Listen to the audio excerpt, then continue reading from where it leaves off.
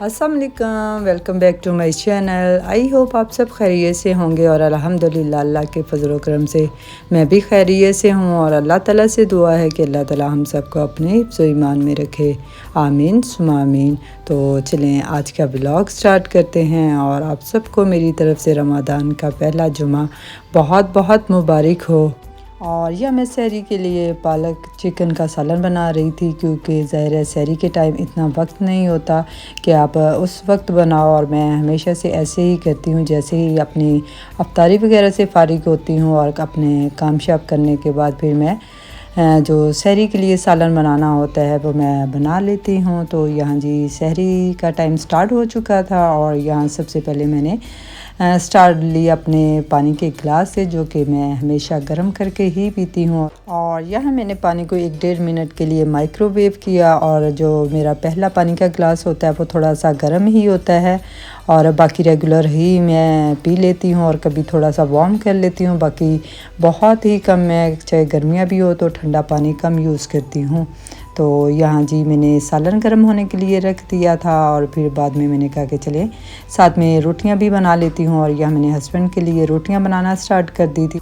और आज मैं अपने लिए रोटी नहीं बनाऊंगी, क्योंकि पिछले 3 रोज़े मैंने रोटी के साथ रखे थे तो बड़ा भारीपन सा फील होता था। तो मैंने सोचा कि अब जो मैं अपना रेगुलर ही नाश्ता करती हूँ वही करूँगी।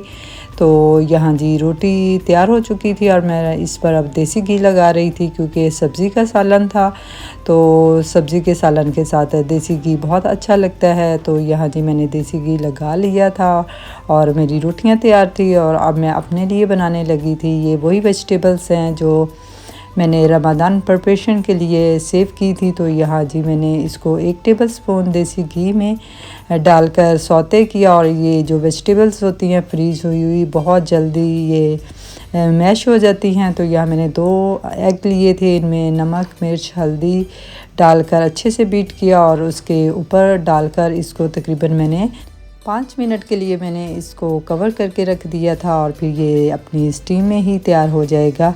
तो इसके साथ ही मैंने अपनी चाय भी बनने के लिए रख दी थी। ज़ाहिर है बहुत थोड़ा सा टाइम होता है, सारे काम साथ साथ में ही करने पड़ते हैं। और जैसा कि मैं पहले भी बता चुकी हूँ कि हस्बैंड चाय वगैरह तो नहीं पीते, सिर्फ मुझे अपने लिए ही बनानी होती है। तो यहाँ मैं हस्बैंड के लिए लस्सी बना रही थी और लस्सी आज थोड़ी डिफरेंट टाइप की होगी, क्योंकि हमारा ग्राइंडर का जग ख़राब हो चुका था। अब समझ नहीं आई कि क्या प्रॉब्लम उसके साथ हो गई थी। तो फिर मैंने हाथ के साथ ही बनाई, दूसरी वाली मेरे पास नहीं थी जो हाथ वाली मदानी होती है। तो फिर मैंने चम्मच के साथ इसको अच्छे से बीट किया और फिर इससे मेरी जो लस्सी थी हस्बैंड के लिए तैयार हो चुकी थी। और यहाँ मेरे ऑमलेट भी तैयार था।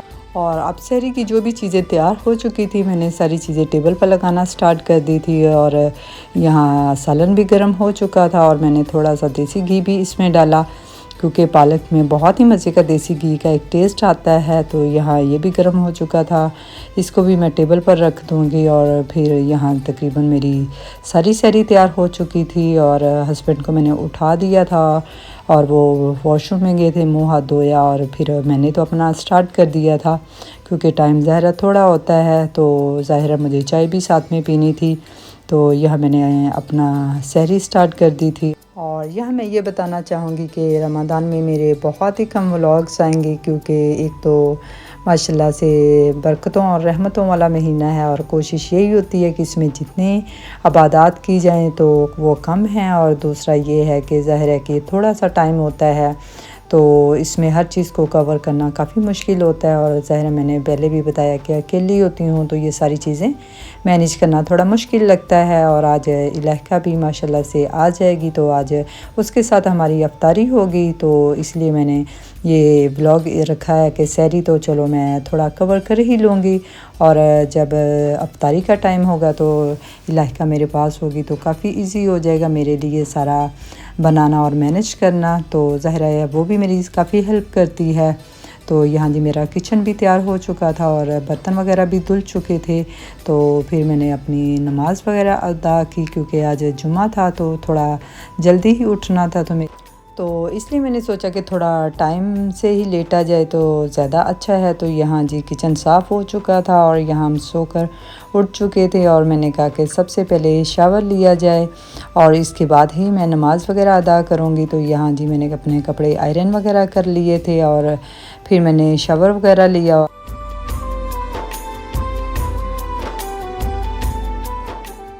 और यह मैं शावर लेकर आ चुकी थी और बहुत अच्छा लग रहा था कि आज मैं कोई अच्छी सी परफ्यूम लगाऊं, लेकिन फिर मैंने मेरे पास ये बहुत ही एक लाइट सी स्मेल की खुशबू जो कि नॉन अल्कोहलिक है, तो ये अब इसका एंड ही होने वाला है, तो ये मैंने लगाई और फिर मैंने अपनी नमाज अदा की। और इसके बाद फिर कुरान पाक, ज़ाहिर है कि मैं डेली बेसिस पे हर कोई पढ़ता है और मैं भी अपना एक पैटर्न रखा हुआ है।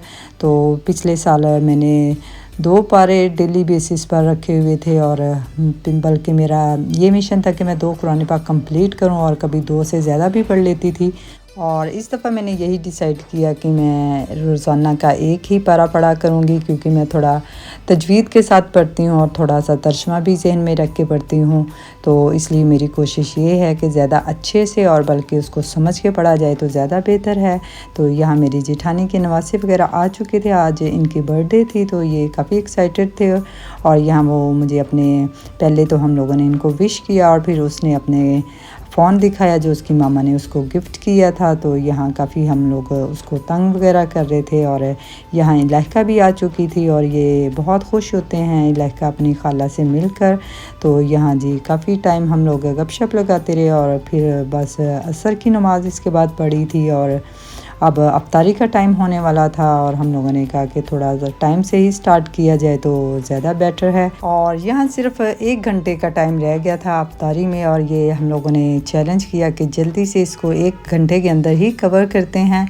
तो यहाँ जी सबसे पहले हमने चना चाट के साथ स्टार्ट किया, जो कि एक टाइप की सैलड भी है और बहुत ही हेल्दी है, क्योंकि हमारी कोशिश यही है कि कम से कम चीज़ें फ्राई हों बल्कि ज़्यादा फ्रेश चीज़ें हों। तो यहाँ जी सबसे पहले मैंने इसमें चने 1 कप ले लिया था जो कि बॉयल हुए थे और उसके साथ फिर टमाटर, बंद गोभी और प्याज और साथ में नमक और काली मिर्च वगैरह डालकर और चिली केचप गार्लिक सॉस के साथ इसको अच्छे से मिक्स किया। और ये हमारी जो चाट थी ये तकरीबन तैयार हो चुकी थी और आप बिलीव करेंगे कि मैं हर रमज़ान में बनाती हूँ, तो ये बहुत ही मज़े की और हेल्दी सी होती है। आप जितनी मर्ज़ी खा लें, यहाँ पर ये भारी नहीं होती क्योंकि इसमें बहुत ज़्यादा सैलड वगैरह भी होता है। तो यहाँ जी अब बारी पकौड़ों का बैटर बनाने की थी, जो कि हमारे जो घर में तकरीबन पूरा महीना एक दिन भी ऐसा नहीं होता कि पकौड़े ना बनाए जाएं, क्योंकि मेरे हस्बैंड को बहुत ही ज़्यादा पकौड़े पसंद हैं। तो यहाँ जी हमने इसका भी बैटर तैयार करना शुरू कर दिया था। इसमें ब्रीक स्लाइसिस मैंने प्याज और आलू वगैरह कर लिए थे, फिर इसमें सूखा धनिया, मेथी, हरी मिर्च और दूसरे जितने स्पाइसेस, सूखा धनिया, अनारदाना, ये सब डालकर अच्छे से मैंने फिर इसमें बेसन बहुत ही कम क्वांटिटी में डालती हूँ और इससे सच में बहुत ही मज़े के और क्रिस्पी से पकौड़े तैयार होते हैं, जो कि मेरे हस्बैंड को और मेरे बच्चों को बहुत ही ज़्यादा पसंद हैं। तो जस्ट मैं इसको ऐसे हार्ड सा ही इसका बैटर रख दूँगी और जब मैं इसको फ्राई करूँगी तो ये अच्छे से इनको अपना ही पानी छोड़ देंगे, तो जिससे थोड़ा सा और इसमें मॉइस्चर आ जाएगा। तो यहाँ जी रायता भी तैयार हो चुका था और यहाँ जी अब फ्रूट चाट की बारी थी। तो यहाँ जी मैंने जल्दी से सारे फ्रूट्स कट किए और आजकल मार्केट में फ्रूट की वैरायटी बहुत ही कम आ रही है, बहुत ज़्यादा फ्रूट्स नहीं आ रहे। तो यहाँ मैं सिर्फ एप्पल, बनाना और स्ट्रॉबेरी के साथ ही फ्रूट चाट बनाऊंगी। तो हस्बैंड ने बोला था कि अमरूद भी हैं, तो फिर वो मैंने कहा ना लेके आएँ, क्योंकि वो मुझे फ्रूट चाट में बहुत ज़्यादा अच्छे नहीं लगते हैं। तो यहाँ जी मैंने अब स्ट्रॉबेरी को अच्छे से वॉश किया और फिर मैंने इसको भी कट करके इसमें डाल दिया, क्योंकि इससे थोड़ा सा कलरफुल एक इफ़ेक्ट आएगा। तो यहाँ बेटी तो कह रही थी कि इसमें क्रीम चाट वगैरह बनाते हैं और इसमें क्रीम डालते हैं, बट मैंने कहा कि नहीं, इसको ऐसे ही रखेंगे, थोड़ा हेल्दी भी है और हमारे घर में बहुत ज़्यादा क्रीम चाट नहीं बनती और सिर्फ उसी वक्त बनती है जब हमारे घर कोई गेस्ट वगैरह आए हों। तो ये भी सच में इतनी मज़े की लगती है। इसमें आप थोड़ा सा कोई भी फ्रूट जूस डाल दें तो ये बहुत मज़े की लगती है। तो यहाँ फिर मैंने गरमा भी काट लिया था और फिर यहाँ अब मैं शामी कबाब भी फ्राई कर लिए थे, क्योंकि अब फ्राई की आइटम रह गई थी। तो फिर इसके बाद मैंने पकौड़े भी डालने शुरू कर दिए थे और मेरी कोशिश यही होती है कि मैं साथ साथ में ही सारी चीज़ें तैयार करूं और गरम भी साथ में ही रहें। तो ये लास्ट मिनट वाले टाइम है जो कि काफ़ी बिजी होता है और यहाँ जी इसका मुझे चम्मच भी नहीं मिल रहा था, तो समझ नहीं आ रही थी। फिर मैंने ये दूसरे वाला ही चम्मच ले लिया था। तो यहाँ जी ये कबाब और गोला कबाब और सीख कबाब वगैरह ये सारे मैंने जल्दी से साथ में ही फ्राई होने के लिए रख दिए थे। ये कबाब वगैरह का तो मैंने शैलो फ्राई किया था, बल्कि गोला कबाब को मैंने फ्राई किया था। तो ये बहुत ही मज़े के जल्दी से ही तैयार हो जाते हैं। और यह मेरी बेटी ने अपने हिसाब से सारी सेटिंग कर दी थी टेबल की। तो फिर मैंने कहा माशाल्लाह अच्छी तो बहुत लग रही है, लेकिन अब ऐसा करते हैं कि दरमियान से प्लांट उठा लेते हैं, क्योंकि बिल्कुल ही यहाँ अफ्तारी का टाइम होने वाला था। तो मैंने कहा सारी चीज़ें साथ साथ रख देते हैं ताकि उठाने में और लेने में आसानी हो जाए। तो यहाँ जी रोज़ा खुल चुका था और या मेरे हस्बैंड ने अपना रोज़ा अफ्तार किया और इसके बाद फिर हम लोगों ने भी अफ्तारी की।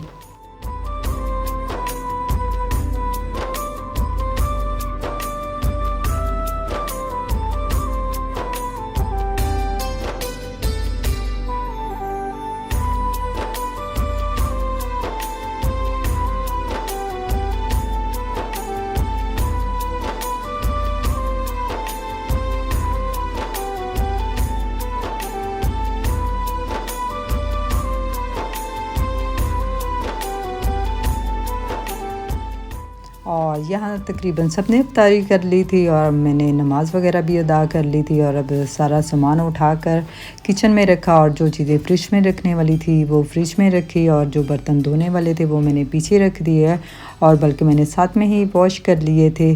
और मेरी कोशिश यही होती है कि मैं अपना सारा काम जो भी अफ्तारी का बर्तन और चाय और ये सारे जितने भी काम होते हैं मैं आधे घंटे के अंदर अंदर ही सारे कर लूँ, ताकि फिर ज़ाहिर है बाद में चाय वगैरह बनाकर जब मैं बैठ जाती हूँ तो फिर मुझे जी नहीं चाहता उठने को। तो यहाँ जी चाय वगैरह भी पी चुके थे और यहाँ जी मेरी जेठानी के नवासे वगैरह सारे इधर आए थे और यहाँ जी अपनी बर्थडे सेलिब्रेट कर रहे थे। और यहाँ जी शयान को सब ने इसके मुंह पर अच्छे से केक लगा दिया और काफ़ी उसको तंग कर रहे थे। आई होप आप लोगों को आज का व्लॉग बहुत पसंद आया होगा और आप सबसे रिक्वेस्ट है कि अगर आप मेरे चैनल पर नए हैं तो प्लीज़ मेरे चैनल को सब्सक्राइब करना और मेरी वीडियो को लाइक करना मत भूलिएगा। मिलते हैं एक और रमज़ान व्लॉग में, तब तक अपना ख्याल रखिए। अल्लाह हाफिज़।